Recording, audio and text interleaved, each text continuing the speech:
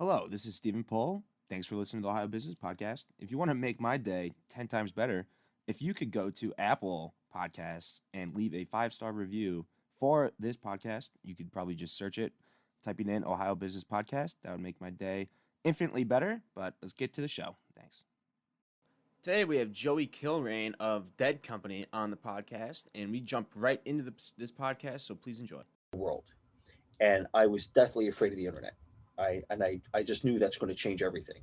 So I spent a lot of time by myself trying to figure out code because there weren't a lot of schools for that kind of stuff, at least not for designers. And from there, I was able to figure out tables, which was like a gigantic thing for me because you don't know what a TD is from a TR, right? Like, what is all that stuff? Yeah. But once I figured that out, and then once I understood CSS, it was over. And I used a lot of like silly programs to help me, like Dreamweaver, which I know a lot of people laugh at it. That actually educated me on a lot of stuff. There was another one, I'm drawing a blank on it. It was a hot tool markup. I forget the name of it, but there was another HTML program that I used that was super rudimentary, but it was like my perfect educator. It guided me through it. And what happened was through all that transition of learning about code and design, I realized why designers were frustrated with developers and why developers just didn't care about designers. And the point was, and I even see that to this day, is how many people know how things get done.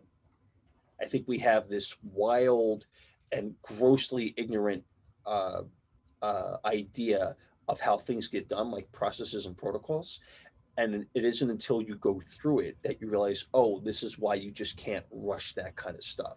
Or this is why, I think I made an example with Wix, why I think Wix is a great place for people to start that have never done web or anything application based, because you're going to spend a little bit of money and you're going to see how complicated it is to do certain things. And then from there, hopefully you'll learn respect may not be the right word, but you'll understand the challenges when you try to grow something bigger. Like how do you build them into something bigger? And for me, for my career, yeah, like knowing how things are built, that's why my work looks the way it does. Because I know, like, if I have to, I don't know, build like a fancy graph, before I do any of that stuff, I'm looking to see what's on the shelf that's developed that I can stylize for what I need versus building it from scratch. They have their pros and cons, but if I know that in advance, that absolutely saves us the frustration of creating a layout that cannot be delivered. Now, building So a that's company. that's part one. Building a company to the level you built it, do you think that was instrumental in how far you've brought DED? Oh yeah. So I've actually, this isn't my first company. Yeah. This would be, I think this is number 5. It's definitely, yeah. As far as a design company goes, this is probably my second one, like official, or maybe even third, because it kind of blends, right? When you're a designer, one of the challenges that you face is that you're constantly evolving, right? So there was an iteration of Joey that was a graphic designer that did posters and branding, right? But then that brought me to the second version of Joey, which was more of a nerd kind of guy, where I was understanding code and I got really adept with code. But then there was that process that led to Joey. That's what's happening now, which is more like the experience. Hmm. And the experience is a culmination of the look and feel and the branding components, but then also the nerd side. How do all those go together? So when I get into what I have now with DED, the challenges that I saw in other iterations of my company, excuse me, have have like worked themselves out with DED. So with DED, again, the funny thing is the acronym. So it's Digital Experience Design. Our challenge was, that's way too much to say in conversation. Not to mention a domain name like that. Who's going to spell all that? But someone during our roundtable, like we were all trying to figure it out, someone said "dead." And the minute I heard that, again, I don't know if it was in my head or one of the guys on the team, but we all got excited. And I thought, yo, dead company. And the domain was available and we just bought it just like that. Now, as far as the clients go, we already had the clients. We just didn't have like the cool little name to go with it. But Hmm. the client work that we had is a lot of it is from people who know what we've done. Like word of mouth is key. I don't care where you go. Like if people know you've done this, that's a really good reference to get you in. But then also we could demonstrate the work. So in order for us to win projects, where we've been really good with winning work has been proving and simplifying the argument. So for example, whenever we get an opportunity to work with someone, I always like to ask them, what's your biggest challenge? And that when they answer that, depending on what it is, that gives me a lot of insight into the company. So, and I can give you an example.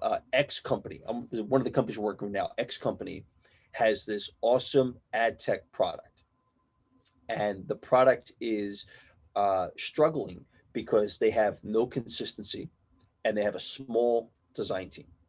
And when we heard that, we thought, okay, so the consistency part can be addressed with the design system, and the team part, while you may not be able to hire more people, you can at least get a process in place for people to know how the work's going to get done, which they didn't have any of that.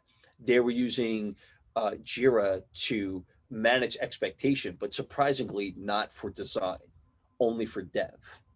So Okay. as far as the designers go, they couldn't tell me. I would ask them, like, how long does it take to create a layout? And they didn't know. And I thought, that's nuts. Like, how do you know how long it's going to take me? And then you're giving a timeline on something that you don't know how long it takes to get done. Mm-hmm. So like for example, like if you go to the dentist, they may say it's going to take us an hour to get it done. Okay, so you know that hour you're going to be in that chair and you can't do anything else. You're in that chair. When it comes to design, they're like, oh yeah, just get it done. And that's it. And Yeah. you don't know how long it's going to take. And then therefore you may have expectations that you're getting it tomorrow, when in reality you're not getting it till next week.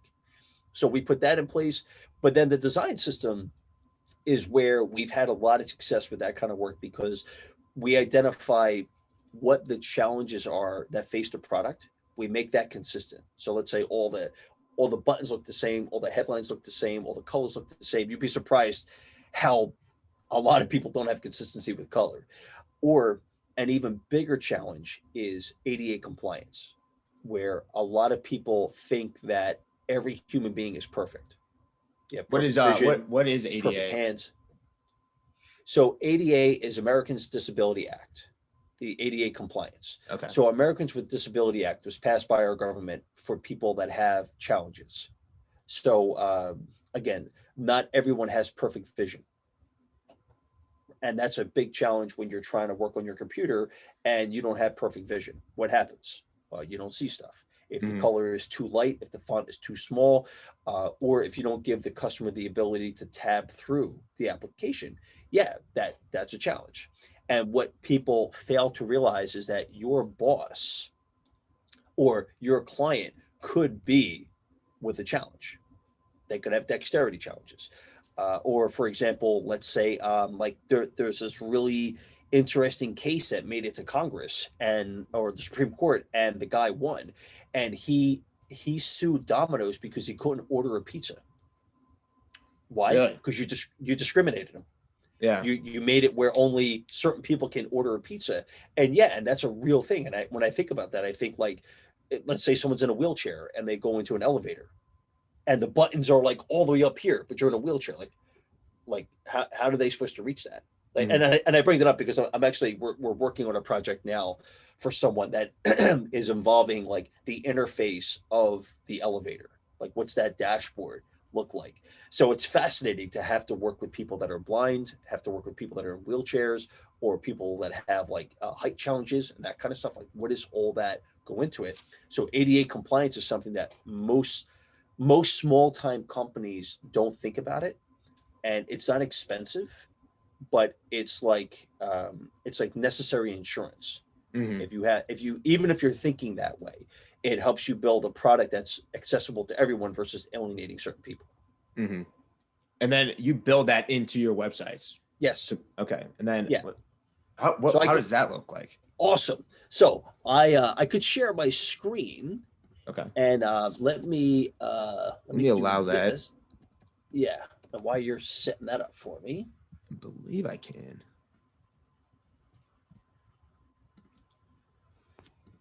Okay, there we go. All right. So before I fire this up, I would like to know, what is your favorite color? I would say, let's go yellow. All right, so we're gonna have to find that color very quickly. Colors and here, and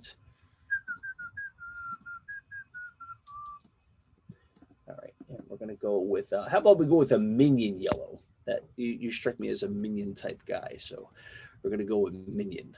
Well, I'll take it. Whatever. Oh, okay, Yeah, yeah, that's so right. this That's is about right. yeah.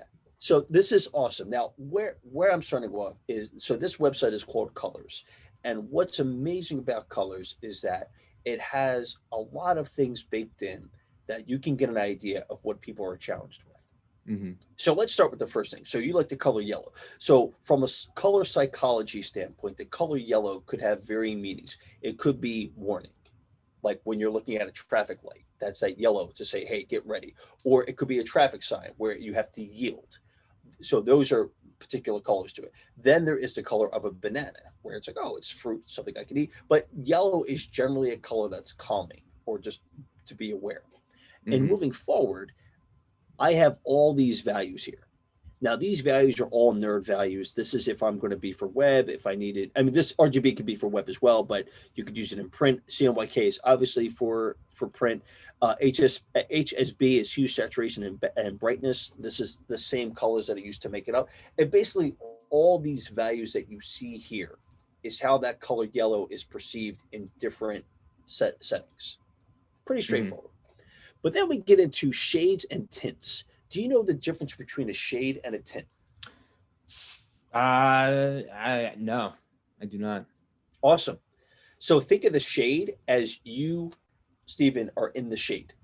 It's Yeah. probably going to be a darker color, right? Because you're in the shade. So like the sun isn't coming over as bright, or the light isn't coming over as much. So the shade is always a darker color. It leads to black. Where a tint is where you add white.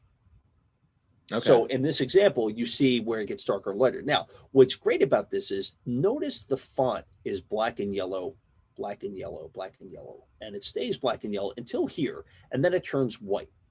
The reason why it flipped is because the black color over that mustardy color will probably not prove to be ADA compliant, meaning you won't be able to see it for people with certain vision challenges, Mm-hmm. which is why they flipped the text to that color. Now, for you and I, that may look like awful, but for someone with a vision challenge, it's more important that they see that color than not. So I'd Mm-hmm. rather it be ugly and work than be pretty and not work. It's kind of like a car, right? You've got a really nice looking car, but it doesn't drive. Yeah. And, you know, what is it now? It's just a piece of art sitting at your driveway or whatever. Versus something that may be terrible to look at, but it works. So, you know, I'm going to take the one that's terrible. Now, and the other point is, not everyone has all those vision challenges. It's just for certain people. And that's where we don't want to alienate anybody. Mm-hmm. But as you go through, what's even more important is this here. This section is the blindness simulator. And this gives you an idea of what people that have certain challenges are going to see with that color. Fascinating. Look at Tritanopia. Yeah. Yo, that is a red. Yeah. Bananas. They're red. Or Yeah, that's red. And you know, I mean, you could argue pink, magenta. You know, I'm not Yeah. going to get into that. That color, when you look at it, it's such a stark difference between the yellow. But you notice that it's only 0.001 of men and 0.03 of women. So it's not a really high number that's hitting me. I've had some where it was like 15%. I thought, yeah, then that's a number that we have to be concerned with. 5%, I'd even, you know, consider that. But when you look at, you know, that value, it isn't a far jump between the two. So I'm not really that worried because it looks the same. But if the Tritanopia was one that was like 5%, I'd say, yeah, we may want to think that one out a little bit, because depending on the audience, like if it's elderly and the like, yeah, they may see red, and red means stop. Red means, you know, be aware. And then that could imply Am I deleting something? Does it mean I'm leaving the page? Am I logging out? So it's all those things that go into this thinking, where again, you hire someone who knows this kind of stuff, and it gives you that peace of mind that you're not going to go build this application and not consider any of these probabilities that could impact your product. Mm-hmm. Wow. I mean, I didn't know how much just went into it. I mean, yeah. That's great. It's fascinating, man. Yeah, it's fascinating. So this will totally change, you know, if it's above a 5% threshold, will it change like the color scheme of an entire application, or is it just? Well, so it brings to mind, why are we using that color? Mm-hmm. So when you think of like colors and you think of like a product, there's generally 3 colors that you're probably going to be introduced to when you're using a product. The easiest color is green. Green means save, green means go, green means perfect, right? Then you'd have like a secondary color, which would probably be a blue, right? And again, it depends on the client, but blue would probably be that. And why? Because blue is a button that you need the button, but it's not the primary focus of the button, right? Like that's not what you really have to go use. Like save is a button you really feel comfortable with. Why? Because you don't want to lose your data. So save is save. But blue, maybe that might be add or import or something like that. And then you have like a gray outline, and usually the gray outline is cancel. Like I don't want to save it, or I want to leave the page. Then you get into colors like red. Red is either stop or delete, and those colors are primary for making sure that the customer is aware you're about to do something that you cannot undo. That's where red comes in. And yellow, I personally don't use yellow a lot in my applications. I may use it as part of my, like if I'm building like a timeline or something like that, or if I'm trying to discuss in the application, like something might be late or it's about to be late, it would go into the color yellow or an amber color. But that would be the only time I would use those colors. For anything else, it just wouldn't make sense, right? It just doesn't work like that. So that's where like a color palette like this, if you had a company like, I know Ernst & Young, they have yellow in their color palette. Yeah. I would be curious to see how they have built out their applications with that. I'm assuming it's probably a primary, which would mean that instead of it being a green button to save, it might be a yellow button, which psychologically, that probably doesn't make you think you're saving. But again, to each their own. But that's where I would say something like this. If the yellow was to be the primary color for buttons, I would say, yeah, we probably shouldn't go that route. That's not what people are going to expect. So, I mean, if somebody comes to you with it like this, like a yellow overall logo or what have you, would you come back to them and say, maybe we need to think about a different like branding perspective, maybe change up the colors overall? Well, if it's their branding, that's a little different. So when you see the color yellow, all I would be concerned with is if that person can see the identity. Okay. That's it, right? Because that's the identity. That's a different ballgame. Yeah. But when I'm talking about using the application is different. That's where it has to do this. So if they can't see your logo or whatever, then they're not finding your company, at least from that brand, but they can still put the words in. When it comes to using the product, that's where you have the Americans with Disabilities Act. And that's where, if that isn't considered for what you're doing, you could be setting yourself up for failure.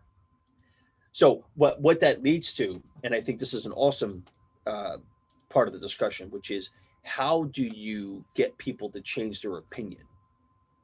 Because if they've done this, a lot of times branding can be an emotional experience. Like you've just sank 6 months of your life into figuring out your branding. And I know it's not easy. I did a lot of that work. I did a lot of branding work for Viagra, one of the big ones I had a chance of working on when I first moved to New York. I worked on Samsung. I worked on Fila, the Weather Channel, like a lot of those things. It was amazing to see that whole process come together. And at the end of the day, what I learned from these other creatives was to remove the emotion from the conversation. So let's say, for example, you're the boss and you're paying me to build your website or to build your product, whatever. And I would come to you and say, this color, or you're saying I have to use this color. And I would come back and say, okay, based on ADA compliance, that color does not work here. Now, it's not to say we can't do it, right? We can go do it. There's not a problem. But keep in mind that could fail. And then that puts you in the spot to make that decision. Do I want to go fail, or do I want to make it so it works for other people? Yeah.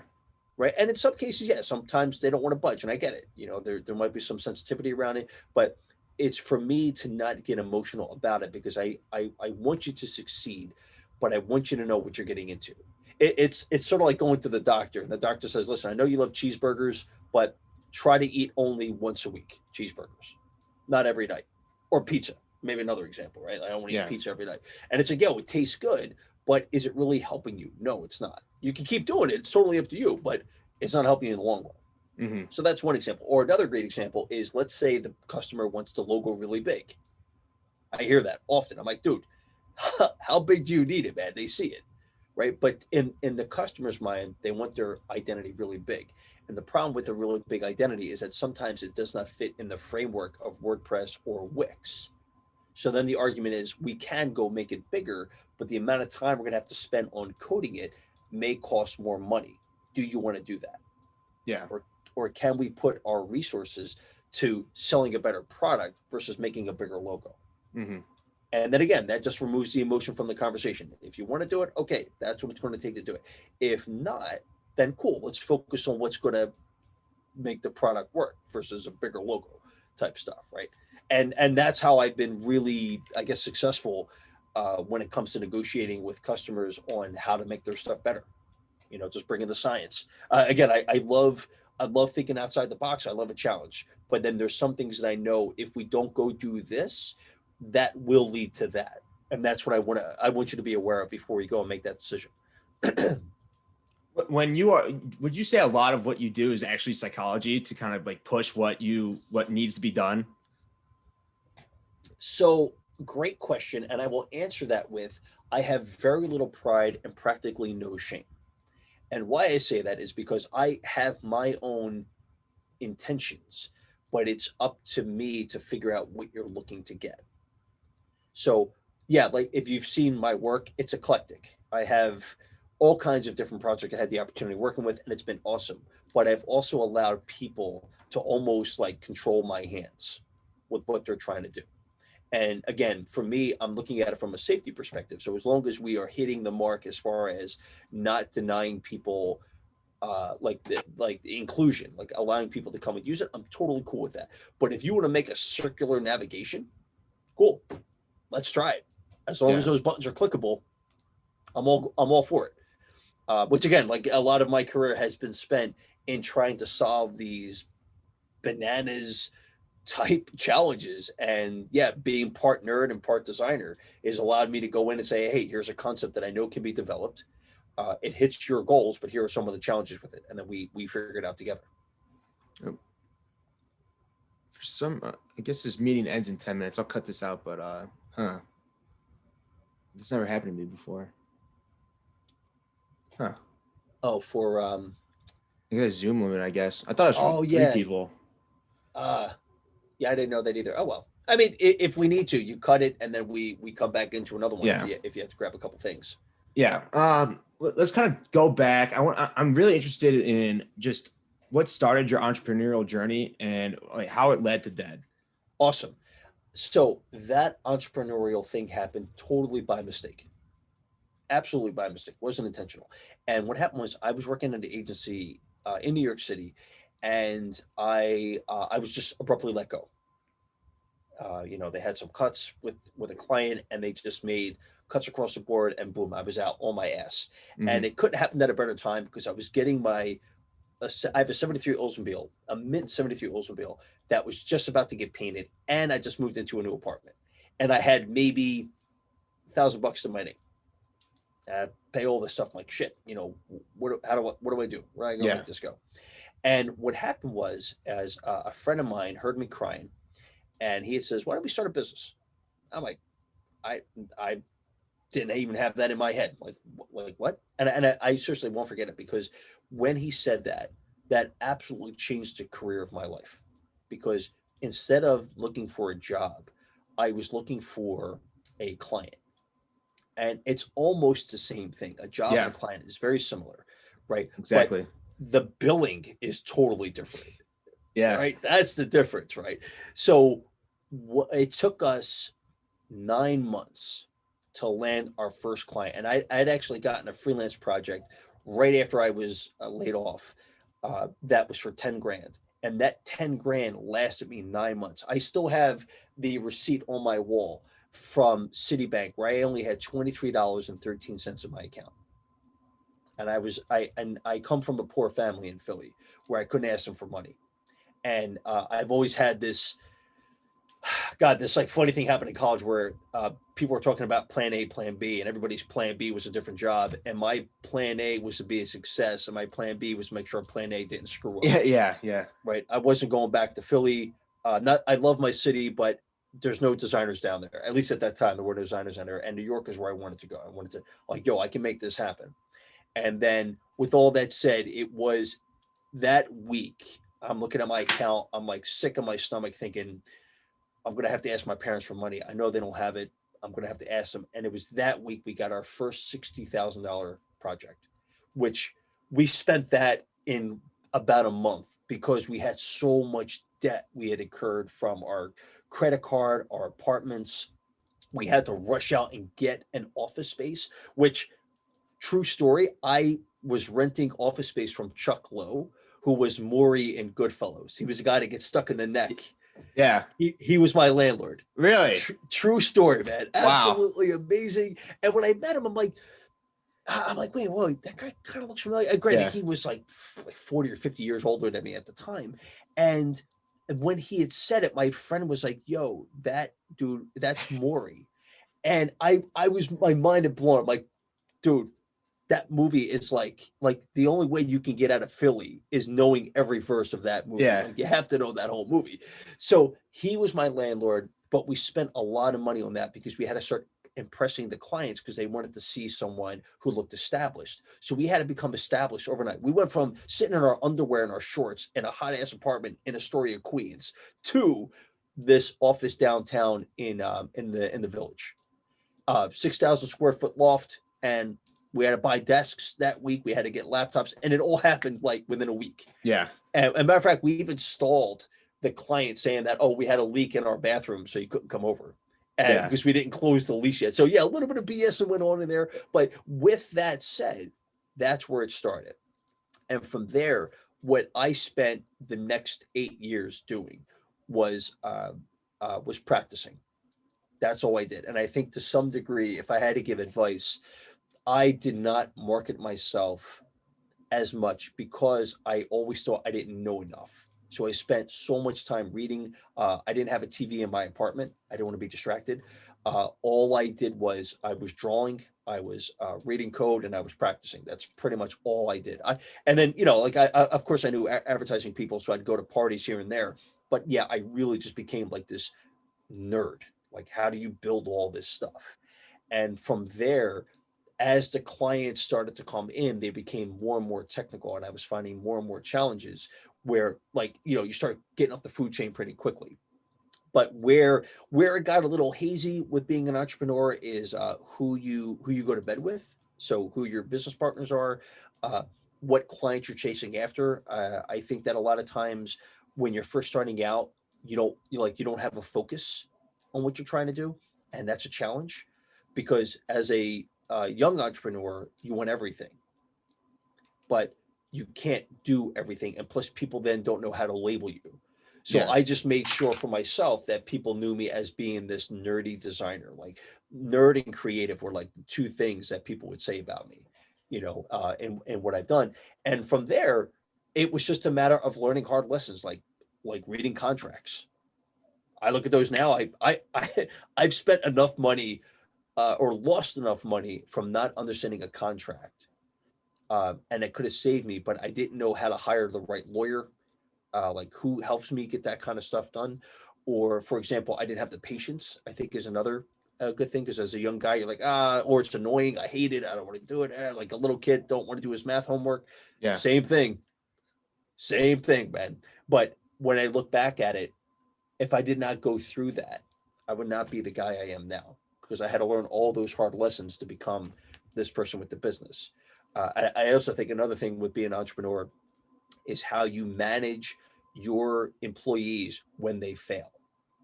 So if anybody on my team fails, I look at myself and I think they failed because of me. Now, if they did something despicable, like, I don't know, deleted the files or just didn't do the work, okay, Yeah. that's different. I can't control that. But if you fail because I gave you a task, that means I didn't vet you correctly. Because people are going to sell you whatever they can to get a job. Yeah.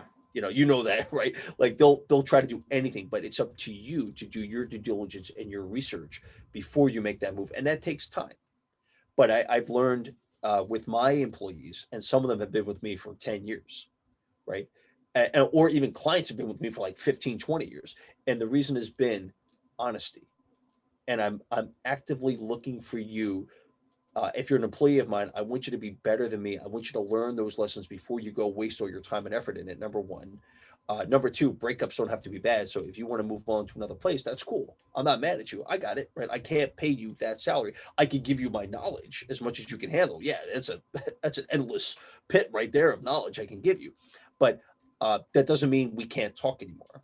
And I think a lot of times entrepreneurs try to make it like that person is now the enemy because they left. Mm-hmm. I guess entrepreneurs, your team, your clients, all that kind of stuff. And like I said, a lot of times you don't have to have an ugly breakup with people. I think a lot of times there's a lot of discussion that should go on. And again, it doesn't mean like people can't go do dumb stuff because I see that all the time, but I can control my actions, not them. So I can be honest with you. I do think sometimes people, they try to make it so that they can't get hurt too bad. And I understand that. But I think in a lot of cases, if you just have like a general attitude with gratitude and look to talk to people and just try to be as upfront with them as you can really avoid a lot of that nonsense and, make everybody happy at the same time.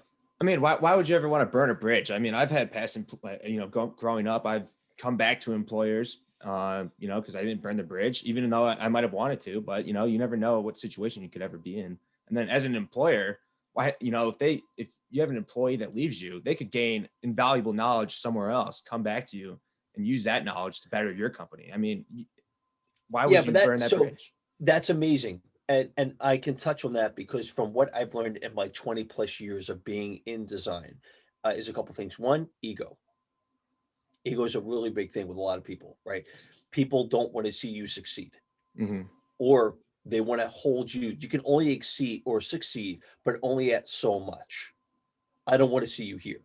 Now, I've joked teaching at the university. I've said, you know what? One day you guys are going to pay me, right? I'm going to be your employee. I mean, I might be too old to hold a pencil or something, so give me a nominal job. But I know that the younger generation, they're the guys that are powering the economy. And I want to be that person for you to always be that guy to give you some light or to give you some advice. Because think about it. When you think about the people who are older, how many of them would you turn to help you do something? Not a lot of things I can think of. Yeah, it gets really small. And I think, well, why is that? Why is that? But then as an older guy, and I look to the people that don't have as much experience as me, I look like, who can I trust with you guys? And again, it's like, I mean, granted, I know I'm in a totally different sphere than a lot of cats because I volunteer a lot of my time. I work with a lot of designers. I do a lot of mentoring, like with a variety of people, and it doesn't matter to me their skill set, sex, age, and weight. None of that matters to me. If you want to get into this, yeah, I can run you through it and show you because I think like it's awesome to be able to help somebody, to give a bit of your cosmic dust to that next person to help them succeed. Like that makes me feel awesome. But with some companies, they don't like that. That's strike number one. Strike number two, I think, is the employee where they're not open to management, but there's that fear of being fired. Mm-hmm. So, and I know it's not easy and it really does depend on the personality. I like to think that my employees and colleagues, there's a professional level. If there's any emergency, call me. Anything at all, call me. Right, I'm in your court, and everything is confidential. You definitely need to establish that level of trust. However, outside of that, you also need to know that if you come into work smelling like you're drinking, because I've had that happen, that's a problem. And therefore, we either and again, that puts the red flag up. And I think people who have drinking problems, it doesn't mean you can't work with them. We just need to help you with that. And it may not be my company to do that.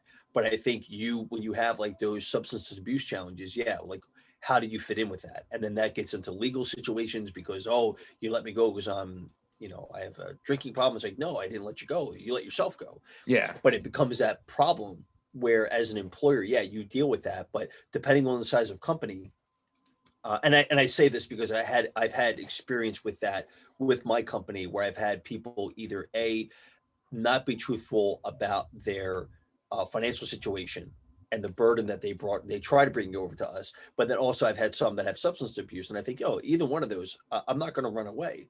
It doesn't mean like this is over, but I would like for you to be upfront with me so that I can figure out how do I work with you in that situation versus like trying to find like this perfect guy at the time. And yeah, you're not going to find perfect, but I could meet you 50-50, right? Meet you halfway with stuff. Now, how big is your company? So we're only 5. Okay. That's it. Small little group of guys, very dirty. I would say it's sort of like I feel like I am Glass Joe from that boxing, Mike Tyson's Punch Out, but I can fight Mike Tyson. Yeah. Type guy. Like, yeah, I might be this small group of guys, but don't let the size fool you because we know enough about it where we can have a lot of that already set up. We know it inside and out. As a matter of fact, we get white labeled by a lot of big companies quite often. So if we know what we're getting into, we can assess very quickly, get it done, and then move on. Yeah, you're more nimble in a way. You can learn on the fly faster. Probably there's less bureaucracy where you can kind of get the job done and quicker. I mean, yeah. And you have basically probably the same skill set. I wouldn't know, but I would assume so. So, I mean, it's definitely an advantage in my opinion. Yeah, we don't have as much red tape, absolutely, but we don't have as much resources either. So some companies, and to this day, I never understand why companies don't look to invest in their employees' future. So this generation has been compounded by my generation and others where people don't just want a job. They want a career, right? And a job, they can go get a job anywhere. What do I need you for, right? I want someone who's going to teach me how they did it. How did you do this stuff? And if you can break that down, I will be loyal to you. Why? Because you taught me how to fish. And nearly everyone that I've ever worked with, most of my employees are former student of mine or former colleagues that I work with. And I never cared. Like, dude, I can tell you how I did it. That doesn't mean you're going to do it the same way. I'll tell you how I did it, but you're going to go put your iteration to it and you'll be done with it. But I've never seen that as a threat or a challenge or as like, oh, you're going to take a job from me. I think of like clients who don't want to work with me, but want to work with them. Okay.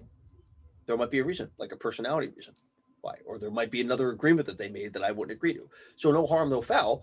But yeah, for me, this is how I just function for my, for my well-being. Now you said earlier, you always ask a client, what is their biggest challenge? What is DED Company's biggest challenge right now? So our biggest challenge is obviously getting more projects. That's where, and it's a blessing and a curse. So we have 3 big fish right now, which is awesome. However, our work with the client are based between 3 to 6 month engagements. And what I'm looking to do is get it where it's more of like a yearly contract with them. And again, it depends on the client and the like. But if I could, I would love to get 2 more clients that I can turn to and use to like help grow their products and do that kind of work. If I could get that, that will be awesome. Outside of that, the challenges that we face are like dumb stuff, like internet's down, or I don't know, this application now requires a new license, and now we got to go do this stuff because it's dumb, and Verizon did this or whatever. So that's day-to-day kind of stuff. But yeah, our big challenge would definitely be getting the bigger clients. The clients we have now are awesome, and they pay the bills, but I know we can punch above the weight class we're in, and I'm looking to get into that bigger weight class. And how do you have steps in place to achieve that? Or you got something in the works that you're working on to kind of accomplish that? Yeah. Well, I could say for sure that COVID has had a massively positive impact on my business. Now, again, I'm a nerd. I know this isn't for everybody in the country. I look at like my family, most of them are blue collar workers, and I see how bad it's like hurting them, right? And I think another thing too is that people who do not embrace tech as a first, yeah, that's a problem. That's a real problem. Like I think of like the guys who want to go dig coal, and then I think of the guys for solar. Coal, even if you still had a coal job, coal is something that has a finite uh, date to it. Like you could use up all that, but the sun is probably going to be burning a lot longer than we're around. Yeah. So let's focus on that because that's a reusable and abundance of value than this here. And if you take that balance and apply it to how things are, yeah, I saw with COVID, it was no different than when I witnessed September 11th. I was in Queens and I saw that happen from my roof. It was frightening. And that next month, I was massively depressed. I lost a friend at the towers. I didn't know which end was up with a lot of stuff. A lot of my clients were like, yo, we're not doing any work. And guess what? COVID was very similar to that. Very similar. I lost some family with COVID. A lot of my clients stopped. Like if we spoke this time last year, I would say, man, I need to get my business together because it just the rug came out from underneath me. But what I did this time around and learned from my lessons with September 11th was that I didn't panic and I focused on what's coming at me now. And what was coming at me was an overwhelming amount of talent that needed work. And I thought, okay, if you need work, you guys probably know how to find work. So what can I do with my nerdy creative skills to help you get your things going? And what that mushroomed into has been LinkedIn and making connections with people on LinkedIn. I found people to help me drive in opportunities, whether it's podcasts, whether it's other clients, or even collaborations, right? Because I have all these people that are like, oh yeah, well we're not really like designers, but we're developers. Oh cool, well you could totally use nerds like us to work with nerds like you. So how do we get that to go? And that would not have happened had it not been for COVID, because doing video conferencing wasn't happening in 2019. How many video things were you doing in 2019? You had to go to the meeting. Yeah, you had to go and meet up with them face to face. Not to mention that the clientele you were getting were probably local to your environment, maybe a state or two away, but it was relatively close. Dude, I'm on a global clock right now. I got my days usually start around 7 o'clock and end around 6:30, and then pick up again around midnight for about an hour. That's what's been going on, and it's great, right? It's great, but that's where uh, to answer your question, like what do I have in place? Yeah, it has been heavy marketing, but marketing 101, not like putting up a banner ad in Facebook and hoping you click on it. Yeah. Yeah, that's not me. Not to mention that most of the people that would talk to me would probably not understand it. Like my mom, she still thinks I'm a webmaster. Hysterical, right? However, if me sharing with you just a couple of things, while like, oh my God, that was awesome, like talking about the colors and ADA compliance, you probably still wouldn't need me just yet, right? Unless you're building up a product, which I say, awesome, let's talk, let's go make that happen. But with that, yeah, you're probably, okay, now I know what to look for. And if I need more advice, I'll come back to Joey and say, hey, Joey, I have another challenge. Like, let's say you have a mobile product. And one thing I would tell you is, hey, how far can your thumb stretch to touch all the buttons? Because there's a hot spot in that square. And how do you make that work? So things like that, where I would become like your trusted resource. And every time you had a challenge, Joey might know it.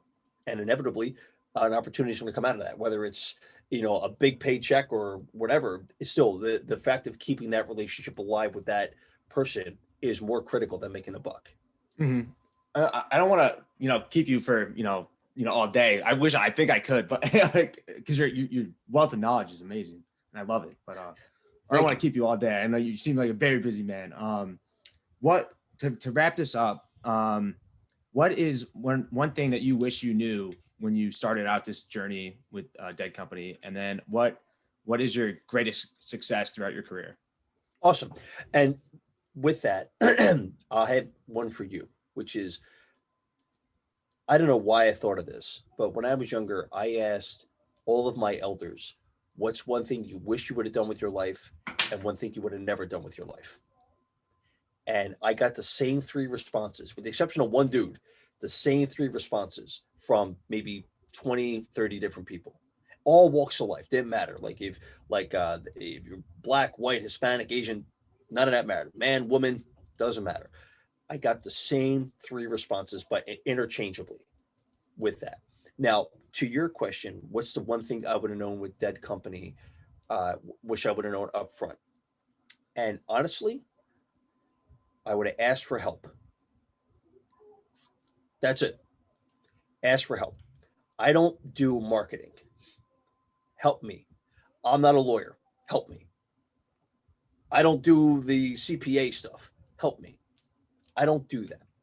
And on the flip side, knowing that now, it only took me a year because the prior businesses, I kind of just ignored it.